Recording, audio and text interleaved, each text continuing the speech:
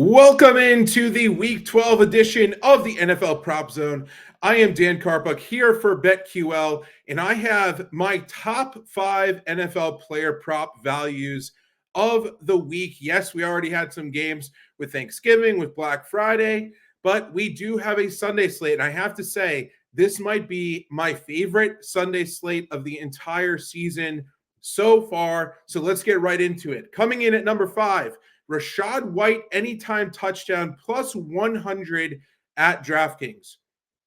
Now, Rachaad has scored at least one touchdown in each of his last 3 games, and he's made an impact both as a runner and a receiver.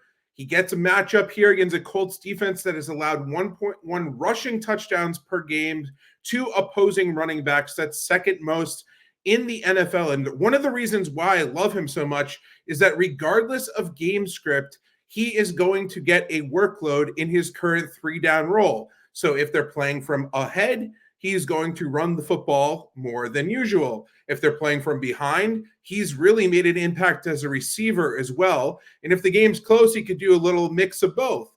He's played 77% of snaps at the running back position this season for Tampa Bay and has a firm grasp on that job. I don't expect anything different in this one, and I expect him to find pay dirt. Plus 100, we can double our money, and let's get started right there. Coming in at number 4, Lamar Jackson, over 232.5 passing yards, minus 115 over at BetMGM. And I also like 300 plus alternate passing yards at plus 550 over at DraftKings. And obviously, we've done this bet week over week. He's playing the Chargers. What do we do when a quarterback is playing the Chargers?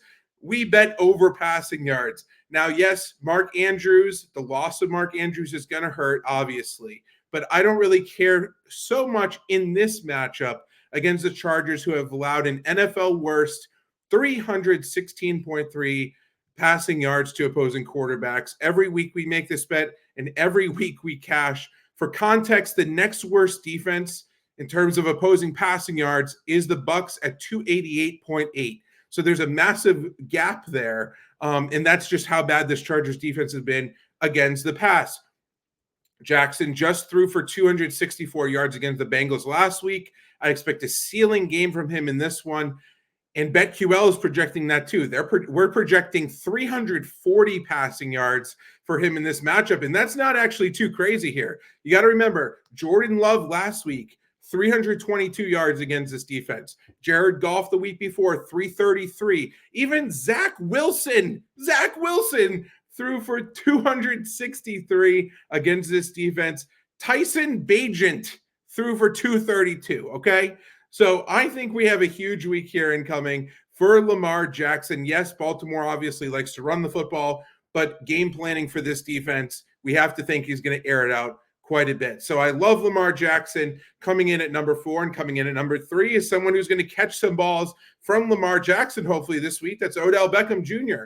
Over 41.5 receiving yards, minus 114 over at FanDuel. Now, Lamar Jackson's obviously in the best possible spot as a passer against this terrible defense. And with Andrews out, the real question is, who is going to step up and produce? I think it's actually going to be Odell Beckham Jr. Now, not only do the Chargers allow 198.9 yards per game to opposing wideouts, that's the second highest in the NFL, but OBJ just saw 39% of first read targets last week after Andrews got injured. That's insanely high. That's proof that Jackson relied on him to get open, and he got open on some big plays. He went over 100 receiving yards in that one. Not only that, but with Andrews off the field this season, Beckham has averaged 25.4% of targets per route run, 2.99 yards per route run, compared to 19.7% of targets per route run and 1.37 yards per route run with Andrews on the field.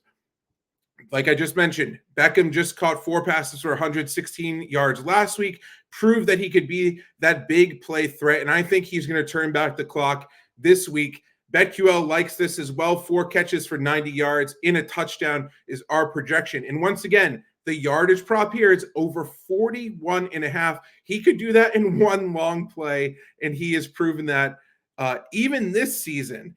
He has proven that he can be that huge downfield threat. So love that play in this one as well. And he's at number 3. At number 2, Michael Pittman, over 69.5 receiving yards, minus 115 at BetRivers. Now, I just mentioned that the Chargers allow the second most receiving yards to wideouts in the NFL, while the Buccaneers allow the most receiving yards to wide receivers in the entire NFL, 198.9.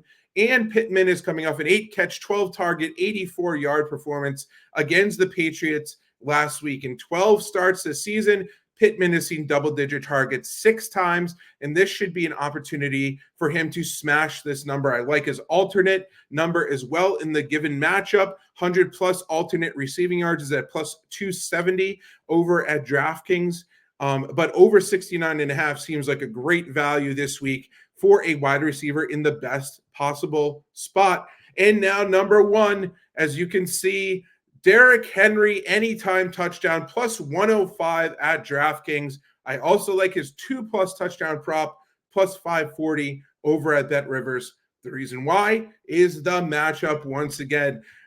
The Panthers allow an NFL worst 1.3 rushing touchdown per game to opposing running backs. And this is the time of the year that Henry typically starts to heat up. When those opposing defenses are, have all the bruises, have all the, when they're worn down from the daunting NFL schedule, you imagine going into this game in the cold and trying to tackle Derrick Henry. That's just going to be a miserable time. This game is going to be played in Tennessee with just 4 rushing touchdowns on the season. This is why we're getting the price on him, but I expect Henry to absolutely eat on the ground in this matchup and give the home fans a show this week. I am incredibly high on him this week. I love his 2-touchdown prop, like I mentioned, and I think we're going to see a massive breakout performance for Mr. Henry. So I love all of these plays individually. I love the alternate lines. I'll probably throw a little parlay together with all of these as well. And I think these are the best spots of the week. Now, you need to subscribe to BetQL to unlock every Week 12 player projection and corresponding player prop value. And you could do so for watching this video.